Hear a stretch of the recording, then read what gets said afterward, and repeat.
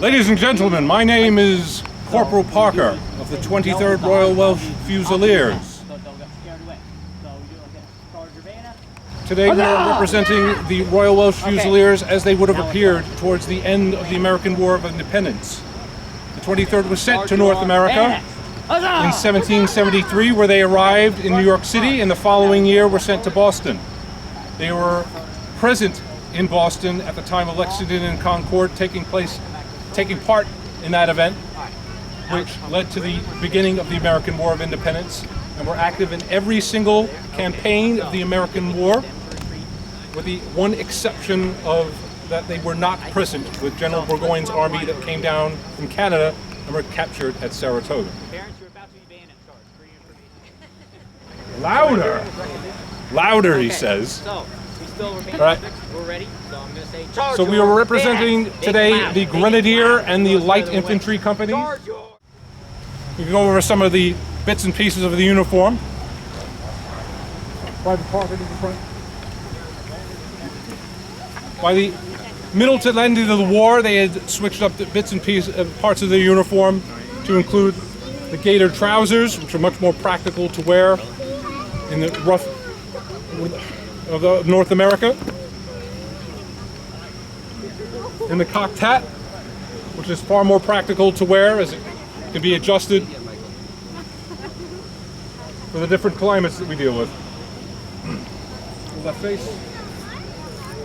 Parts of the uniform that you'll see: the cartridge box holds the ammunition, haversack carries the food and provisions that one might be issued for a few days' rations, canteen for water, his face.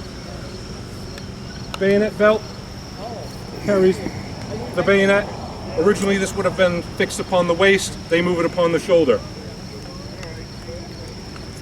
The men are, you can see, are currently covering the flints and the locks of their muskets for good reason, because it is raining. So, back in line.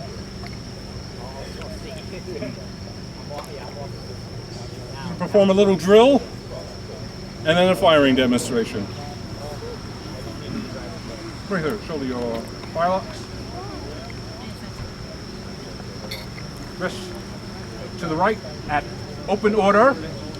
Rest.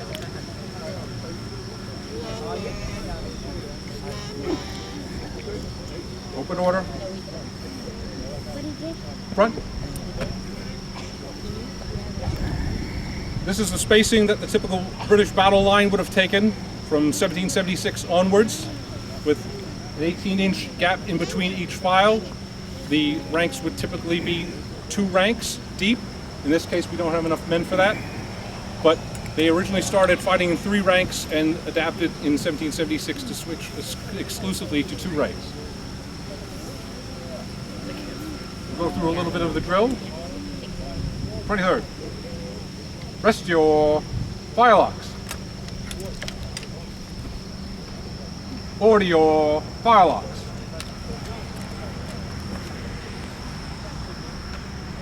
Rest your firelocks. Shoulder your firelocks. Trail your firelocks. This is a movement that was very convenient in North America, especially through all the brush in the woods. It allows you to be able to move at a pace and not get anything caught on your musket, especially if it's a low-hanging branch. Shoulder your firelocks. As it's raining, we'll just skip to the good part. To the right about. Face. Prepare to prime and load. Prime and load.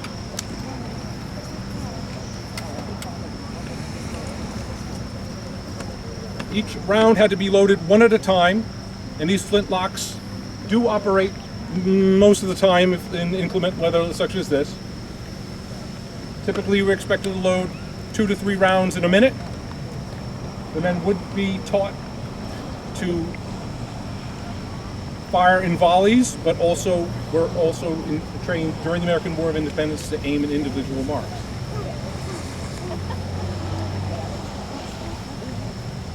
Now for a proper volley, gentlemen.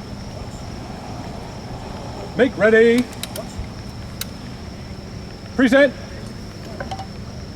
Fire. Prime and load.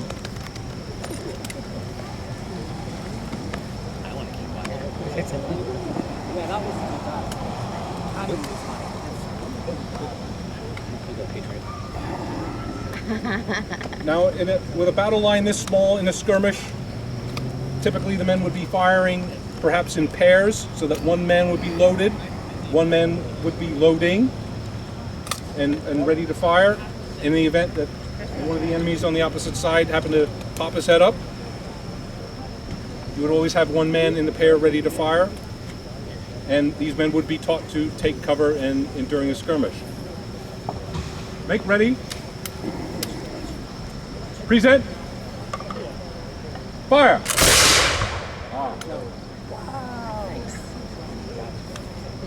Shoulder your firelocks. To the front, quick march. Prepare. Halt. Rest to the right and open order. Doesn't feel like Dennis at this time. Rest. Front. To the right about. Face. While a firing demonstration in such weather, thankfully, the muskets were going off. The British learned to great effect to clear the field quite simply when facing the Americans, especially early in the war. Mix your bayonets. A weapon that does not need ammunition, a musket that works in rain or shine, in day or night, and can be fired, the musket can be fired with the bayonet fixed on. Shoulder your arm. That's exactly what it is. It turns Charge your bayonets.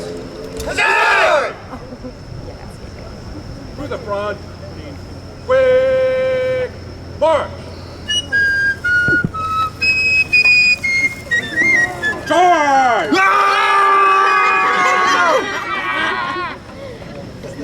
Yeah. Reform. Yeah. On me.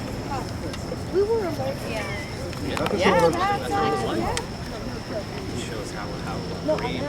Rest to the right. At close order. Right. Front. You're afraid of those bayonets. Thank you so much to the Welch Fusiliers. You're welcome to come take photos, ask questions. They would love to teach you everything. Make ready. Present. Fire. Prime and load. Make ready. Present. Fire. Prime and load.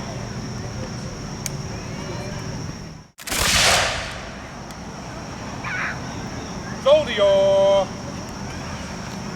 firelocks.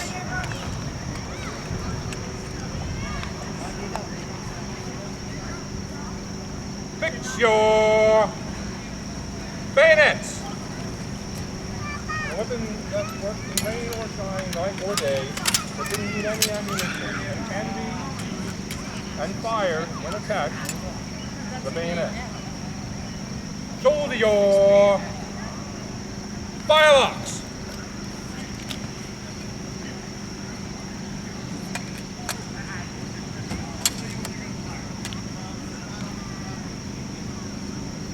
To the right wheel, quick march.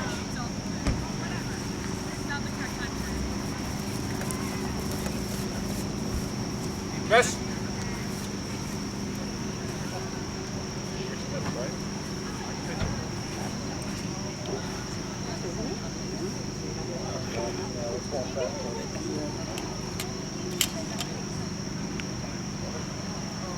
They need an extra to make this look good.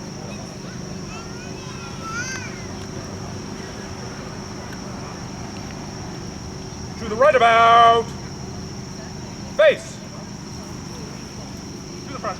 Quick march.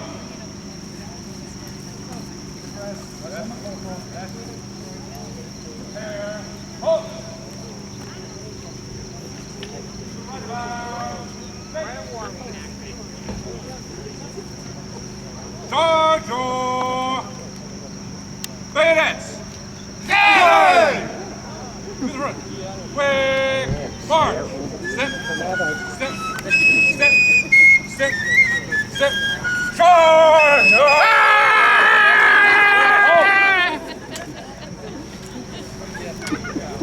Shoulder your firelocks. Shoulder your arms. Best right to the right. Close order.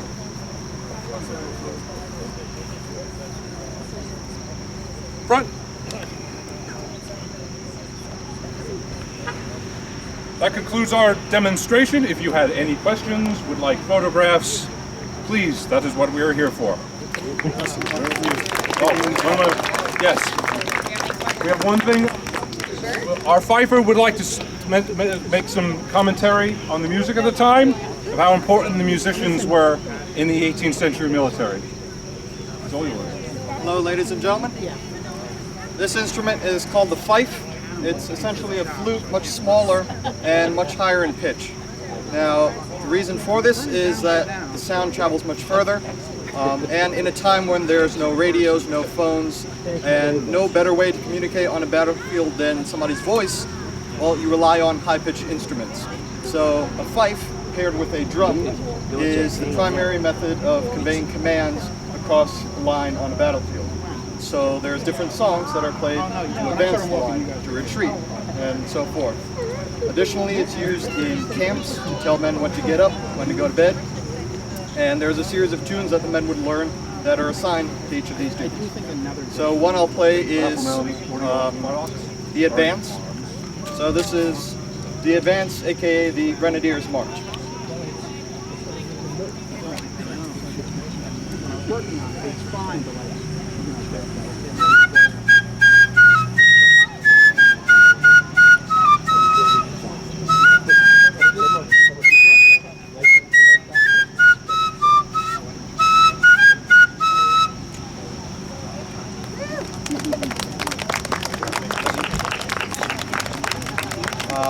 Beyond that, there's a number of tunes that are played simply to boost morale or entertainment.